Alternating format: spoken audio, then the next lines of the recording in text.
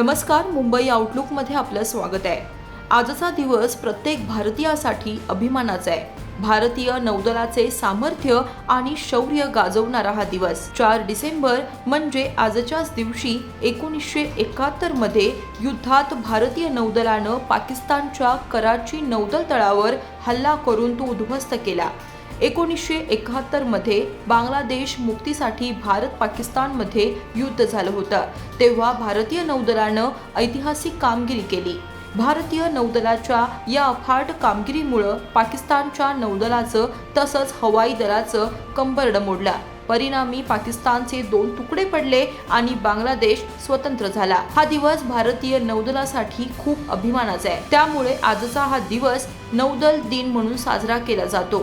भारतीय नौदल दिवसानिमित्त विशाखापट्टणमच्या इंडियन नेव्हीच्या बेसवर अनेक कार्यक्रमांचं आयोजन करण्यात येतं।